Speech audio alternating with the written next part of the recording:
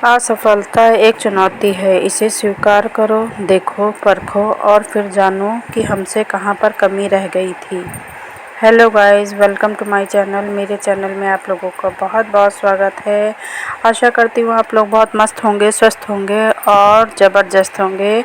तो देखिए, मॉर्निंग का काम मेरा शुरू हो गया है। तो यहाँ पर मैंने थोड़ा सा खाना बना दिया है और जब मैं खाना चढ़ा देती हूँ ना, तो फिर मैं मतलब एक ही जगह पर बंद कर नहीं रहती हूँ, क्योंकि मॉर्निंग का टाइम ऐसा होता है कि टाइम जितना भी होता है ना, वो सब कम ही लगता है। तो जितनी देर में, जैसे कि मैं चावल चढ़ा के आ जाती हूँ या दाल चढ़ा देती हूँ किचन में, तो उसके साथ ही साथ मैं बेडरूम की सफाई के लिए आ जाती हूँ। तो यहाँ पर देखिए, जो रात में जो कपड़े सूखे होते हैं उतारे जाते हैं, तो कभी तो जब जल्दी उतार लेती हूँ तो फ़ोल्ड कर लेती हूँ, वरना बेड पर एक कोने में लगा देती हूँ। और मॉर्निंग टाइम पे जब मैं बेड सही करती हूँ तभी मैं फ़ोल्ड करती हूँ। और अगर रात में जो जैसे हस्बैंड और बेटा नहाते हैं तो उनके कपड़े होते हैं, अगर मॉर्निंग में सूख गए हैं तो सुबह जब उठा के लाते हैं तो वो लोग भी यहाँ पर रख के चले जाते हैं, तो उसको बाद में मैं उठाती हूँ।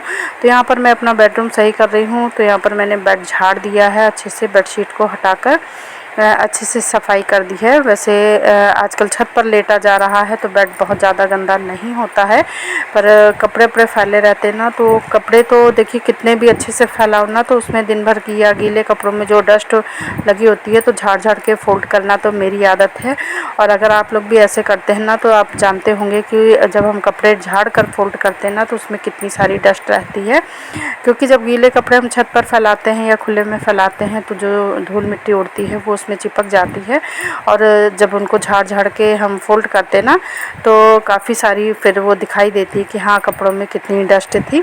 तो यहाँ पर मैं सब बेटे की शर्ट वगैरह है, हस्बैंड के हैं, मेरे हैं, सबके कपड़े हैं, तो इसमें फ़ोल्ड करके रख रही हूँ। और अभी मैं रफली फ़ोल्ड कर रही हूँ, क्योंकि ये सब कपड़े प्रेस वाले हैं, तो फुर्सत मिलेगी तो मैं प्रेस बाद में करूँगी। फ़िलहाल अभी बेड को सही करना है। देखिए, देखते ही देखते मेरा बेड साफ़ हो गया है, क्योंकि जब ये लोग कपड़े उतार के लाते हैं ना तो फिर यहीं डाल देते हैं। और मैं इनको क्यों दोष दूँ, मैं भी ऐसे ही करती हूँ। जब जल्दी में रहती हूँ ना तो कपड़े लाती हूँ और बेड पे ही एक कोने पे रख देती हूँ। मेरा कोना बंधा हुआ है, अक्सर आप मेरे वीडियो में देखेंगे तो एक कोने पे ही रखे रहते हैं। तो यहाँ पर मैंने सारे कपड़े झाड़ के साफ़ कर दिए हैं और बेड को भी साफ़ कर दिया है। उसके बाद आई है झाड़ू की बारी। और देखिए, अभी सिर्फ झाड़ू लगाऊंगी और पोछे वाला काम ना मैं बाद में करती हूँ, जब सब लोग चले जाते हैं।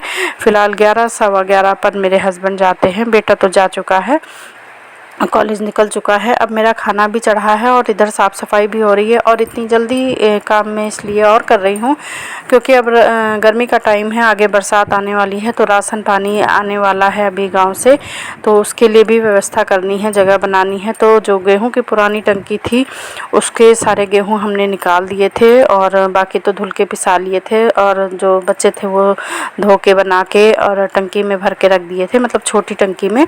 और जो बिल्कुल लास्ट वाला निकला था ना, उसमें ज़्यादा ही जो क्या कहेंगे पाउडर जैसा होता है गेहूं का, तो जो टंकी में सबसे नीचे का था वो ही निकाला है और धो दिया है। धोने में तो सब हट जाता है, पर फिर भी काफ़ी इसमें पाउडर होगा, तो इसको बहुत अच्छे से मुझे साफ़ करना पड़ेगा। गेहूं बहुत ज़्यादा नहीं है, 15-20 किलो ही है, तो इसको साफ़ करने के लिए ना मुझे अभी मुँह लपेटना पड़ेगा। तो सबसे पहले तो मैंने बेडरूम साफ़ कर दिया है और किचन से आंगन में भी झाड़ू लगा दी है, किचन आंगन भी साफ़ हो गया है। अब बारी है गेहूं साफ़ करने की। तो आप लोग देख रहे होंगे कि बोरी रखी हुई है, तो पहले मैंने आंगन साफ़ करके अच्छे से कूड़ा वगैरह सब हटा दिया है, जो भी धूल मिट्टी थी, क्योंकि धुला हुआ गेहूं है, इसको साफ से अच्छे से बना कर रख दूंगी। और जब धो के और हम फटक के साफ़ करके रख देते हैं बिन बिन के गेहूँ, तो जब बना हुआ रखा रहता है ना, तो जब भी मेरा आटा ख़त्म होगा तो बस उठा के और बस बोरी में पलट के देना ही बाकी रह जाता है।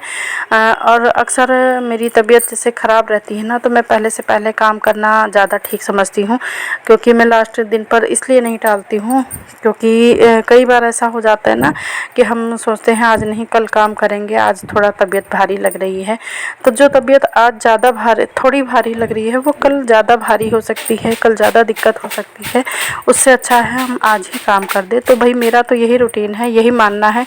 कभी भी अगर मुझे ऐसा फील होता है कि आज मेरी तबीयत ख़राब हो रही है और आज और कल में मुझे कुछ भारी काम करना है, मतलब कोई ऐसा काम करना है जो कि टाला नहीं जा सकता है, तो फिर मैं कल पर नहीं डालती हूँ, क्योंकि अगर आज मेरी तबीयत थोड़ी भारी लग रही है तो फिर कल मुझे बीमार होना पक्का है। इस वजह से मैं आज ही काम कर लेती हूँ। तो यहाँ पर देखिए जो गेहूँ है बहुत ज़्यादा नहीं है, तो उसको मैं फटाफट साफ़ कर रही हूँ। और मेरे अभी आप गौर कीजिएगा कि पीछे किचन है और किचन में मैं झांक रही हूँ, क्योंकि मेरा खाना भी चढ़ा हुआ है। तो यहाँ पर मैं अब क्योंकि हस्बैंड को ऑफिस जाना है तो मैं सोचती हूँ जितनी जल्दी दोनों काम कर लूँ, क्योंकि 11 साढ़े 11 बजे जब वो जाते हैं ना तो आप लोग समझ सकते हैं पूरा आधा दिन मेरा ख़राब हो जाता है। अगर मैं सोचूं कि उनके जाने के बाद काम करूं तो फिर मेरा कोई भी काम नहीं हो पाता है। तो यहाँ पर अब सब काम मैं बता नहीं सकती हूँ, मेरे 2-2 3-3 काम एक साथ चलते रहते हैं। तो यहाँ पर देखिए साफ़ सफाई भी हो गई है, मेरी आधी हुई है, अभी पोछा वगैरह बाकी है। और उसके बाद मेरा खाना भी चढ़ा हुआ है। देखिए मैं पलट के देख रही हूँ कि कहीं उबल तो नहीं रहा है। तो यहाँ पर खाना भी बन रहा है और गेहूँ भी साफ़ हो रहे हैं। और ना जब ये इस तरह गेहूँ चावल वाला काम हो जाता है ना, बहुत बड़ी सिरदर्दी ख़त्म हो जाती है। जब तक ये काम नहीं होता है ना, एक टेंशन बनी रहती है, क्योंकि जिनके यहाँ रेडीमेड चीज़ें आती हैं तो उनके यहाँ कोई बात नहीं, अगर कल ख़त्म होने वाला है तो आज हमने ऑर्डर दे दिया, पैकेट आ गए और सब मतलब खाना पीना सब चलता रहता है। पर हम जैसे लोग जो अपने जड़ ज़मीन से जुड़े हैं, गांव से राशन पानी आता है, घर का अनाज है, तो उसको हमको साफ़ करना पड़ता है। चावल भी अगर आएगा तो सीधे कुटा कर आ जाता है, फिर उसको या तो साफ़ करो या फिर करवाओ। इसी तरह गेहूँ भी धुलने पड़ते हैं, सरसों है, दाल है, ये सभी चीज़ें हमें घर पर ही करनी पड़ती हैं। तो पहले तो सासू माँ थी तो कुछ दिन उन्होंने किया और उसके बाद फिर उन्होंने कहा कि तुम बड़ी हो और शहर की हो, तो जब गांव का काम नहीं आएगा तो तुम्हारा काम कौन करेगा। तो इस वजह से उन्होंने मुझे नए से ही सिखाना शुरू कर दिया था, क्योंकि मेरे मायके में मतलब हम नहीं जानते हैं कि राशन पानी का ये काम कैसे होता है, क्या है, क्योंकि पापा जॉब में थे, हम लोग हमेशा बाहर रहे। तो इस वजह से ये काम नहीं करना पड़ा था, मम्मी को भी नहीं करना पड़ा था। अब तो थोड़ा बहुत करते भी हैं, क्योंकि अपनी जड़ ज़मीन से जुड़ गए हैं। तो ये सब काम मुझे ससुराल में ही सीखने को मिला और आज मैं बिल्कुल परफेक्ट हो गई हूँ इन सब कामों में और खूब अच्छे से कर लेती हूँ।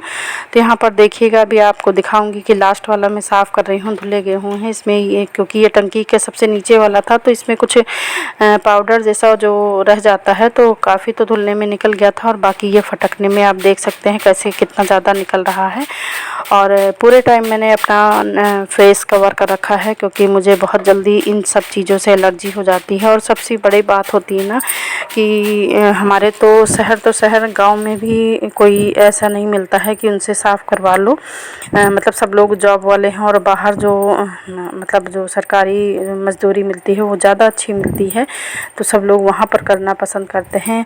और दूसरी बात, जब हम शहर से जाते हैं ना तो वहाँ गांव वाले ये सोचते हैं कि ये लोग तो 2 दिन के लिए आए हैं, तो जल्दी कोई हेल्प करना पसंद नहीं करता है। मतलब 2 दिन के लिए आए हैं और हमारी परमानेंट जो मजदूरी बंधी हुई है उसी को करना ज़्यादा पसंद करते हैं।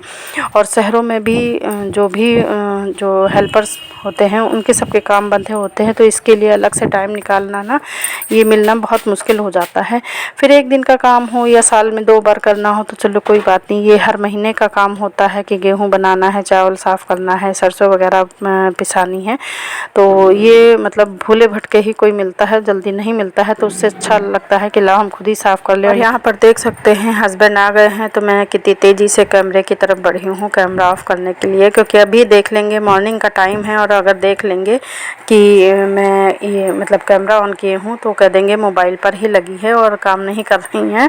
तो उनकी आदत पड़ गई है ये सब कहने की। अब बारी है शाम की, तो शाम को मैं पनीर बनाने जा रही हूँ। तो यहाँ पर देखिए मेरा मसाला हो गया था और उसके साथ ही मैंने मटर डाल दी थी। तो इस वजह से बीच का फिर वीडियो नहीं बनाया। गेहूँ धुल के साफ़ करके रख दिए हैं और जो पहले के बनाए हुए थे वो आटा पीस कर आ गया है। और अब मैं जा रही हूँ मटर पनीर बनाने के लिए। और बस इसी तरह का रूटीन चलता रहता है सारा दिन।